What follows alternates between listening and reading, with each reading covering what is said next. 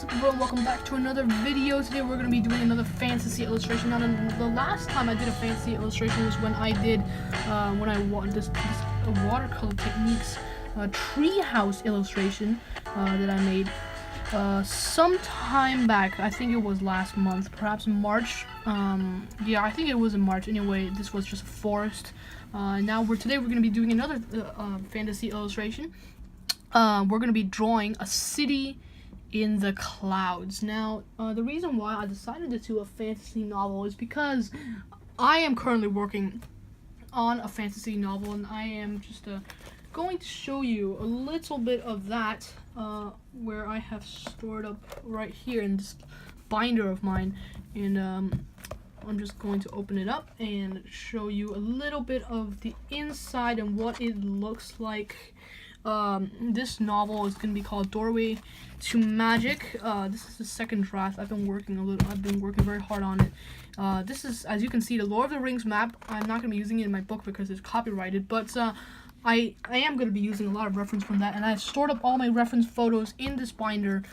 And as you can see, this is another one. I wish I could credit this, but I forgot where I got it from. So if I knew where I got it from, I would definitely credit it. And I also invented my own alphabet thing. I've even created some messages on this piece of paper, and I think that's the coolest thing about making a fantasy novel. Everything doesn't have to be realistic. I mean, everything's just made up. And today we're going to be drawing a city in the clouds. So let's get into it. Some of you may know about my Doorway to Magic series, but even though there's no city in the clouds, but I've actually talked about it on my blog. So today we're going to be drawing a city in the clouds because I've been working on this fantasy illustration. Well, I'm going to go ahead and get in some basic guidelines, and I'll be right back.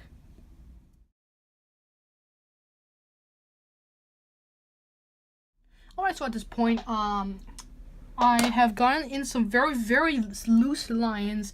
I haven't gotten in the whole one, but I just want to show you a little bit of what I am aiming for here. I always, as you might know, make some preparatory sketches, sorry about that, before I start making the real video.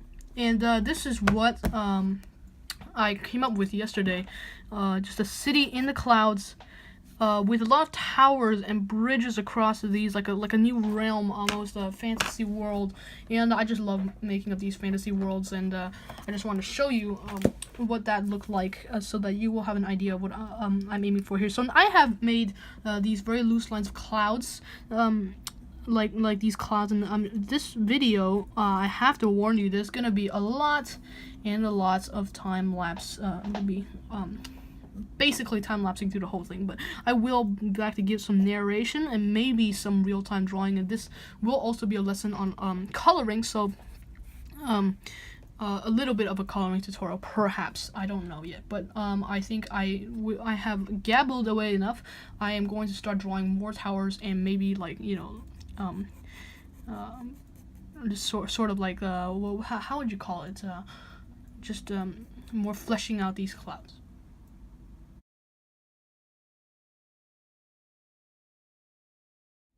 Okay, so again, very loose, and I haven't really established a lot of these towers. I'm just very loosely placing them so I know where my towers will have to go.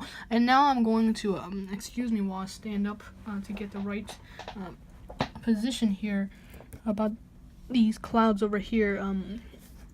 I had to stand up quite a few times to get the right position in which I was for the perspective. This is basically a one-point perspective drawing, in which there's 1 point over there, and it just comes back, and we're looking over like this 1 point way over there, and it's like a road walking. So I've gotten 40 seconds of real time here. I'm just gonna narrate a little bit of these towers, just like basic towers. You can pause the video and see a little bit of what I'm doing, but otherwise I've also made this bridge right here, and later we're gonna zoom in real close.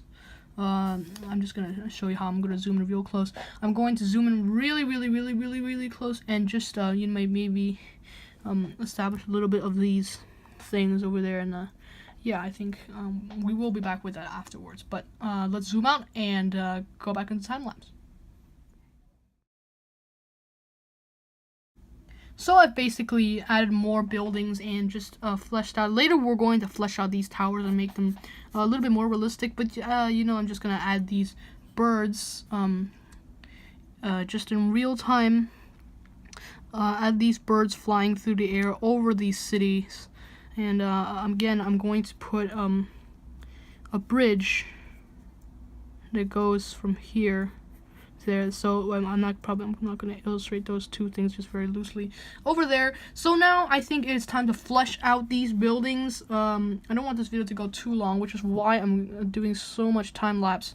But I may do just one tower real time. What I'm going to do is I'm going to add these bricks, these stones embedded into this tower almost.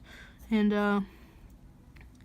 yeah, I think this is not exactly a lesson on how to draw these bricks, but I will I think I might just zoom in and teach you my method of drawing these stones in just 1 2 1 1 2 1 1 2 1 1 2, and then more over here 1 1 1 2, like something like that. I mean, maybe when we ink it later it'll look a lot better, but for now I think we will zoom out and do the same thing on all the towers that are closest to us.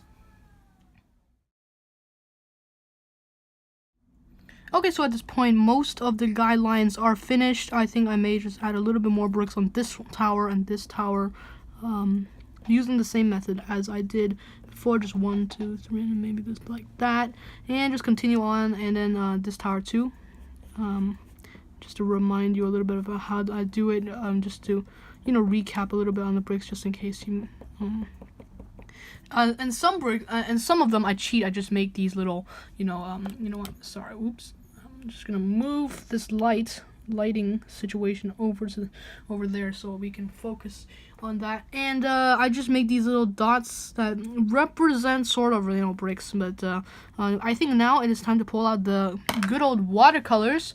I'm just gonna lay down the pencil just to say that this is the final guidelines.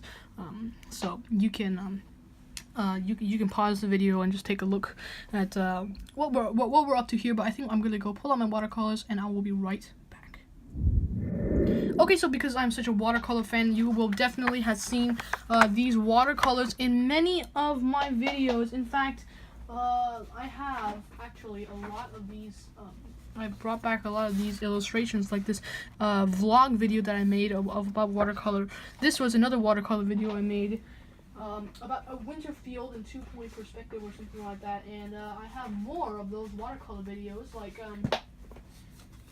let's say no, this is a marker video. This is a Japanese Spitz video. This Pikachu video is more markers and no watercolor. So this is a Reed's watercolor set of 24 colors, and I'm just gonna bring out the watercolors. I'm gonna get it on my box, and I'm going to select one of them. We have cerulean blue. I think this is the only blue that will work for us. Yes. So having that selected, let us get on with the video. I'm just going to color in the sky. As you know, we are in the sky because the clouds are over. So what you do with these Reed's watercolor, because they're in a very concentrated form, I'm just going to press it down very like to the page, to the palette. What am I talking about? To the palette, like very close to the bottom, and just like that. And now I'm gonna mix it, and I'll be right back.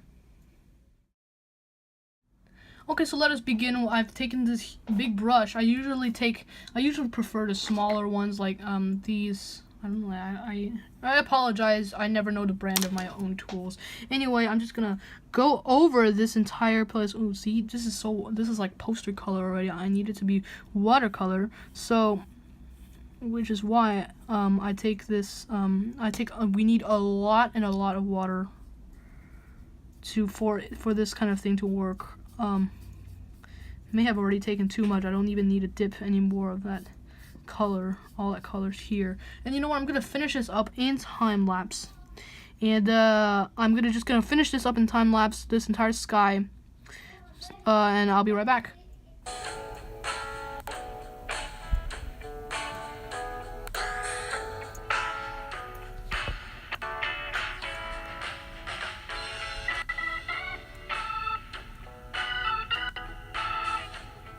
Alright, so and I switched to this brush, and not exactly the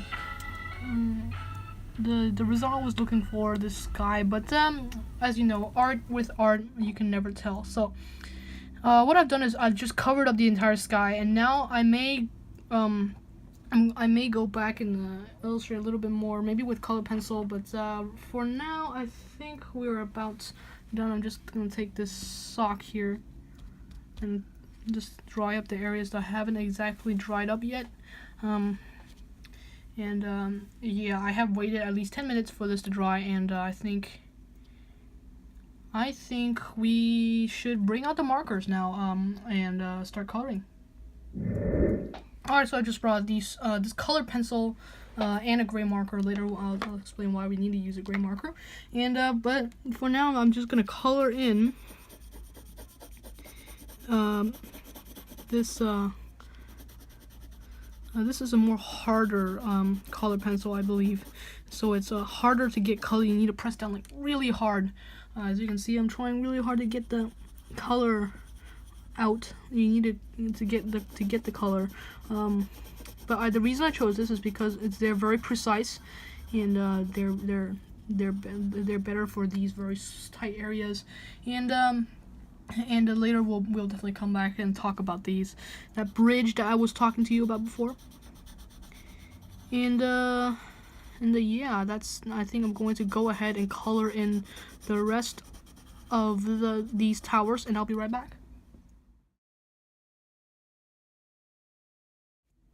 Okay, so I just colored in the rest with the brown color pencil, and maybe now I'm going to go in with this gray marker, this Mala marker, this very, very cheap Mala marker. It's an entire set for $1 that I got on IKEA, but it works well, which is why I use it sometimes for getting in these. If I go really fast, it'll look sort of like clouds, like cloudy perhaps. And yeah, I'm just going in like really quickly so that there'll be a light wash of a color just like out like that. So I think now we are nearing the end of our video. I'm just going to close this video with a little bit of inking, and I decided to use a different tool today. This is I don't exactly know what brand this is because I can't read this brand is Pilot. This Pilot one, those good pens. You know what, focus on this. Pilot pens. And now I'm gonna go back to this illustration and start inking. Now the special thing about this Pilot pen is that the tip is brush, and I love using this for certain illustrations like this fantasy illustration. So let's start. I'm just going to I'm gonna take out my ruler again and just hopefully I can get the right precision. And yeah, it's a little. That's mostly how you use that. And this is not for like, this is for like sketchy lines. So it's not. I don't think I would prefer using a ruler. See how dirty it has gone after all the Sharpies and stuff that I've used on it. Well, I'm gonna go back in time lapse, ink all of this, and I'll be right back with some final words.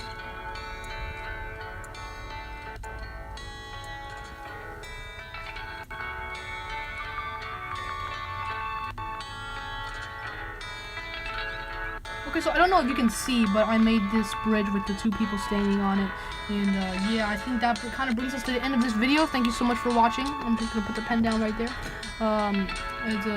Please subscribe to my channel. And if you like this video, please press the thumbs up button. I always appreciate it. And I'll be back with another video next time.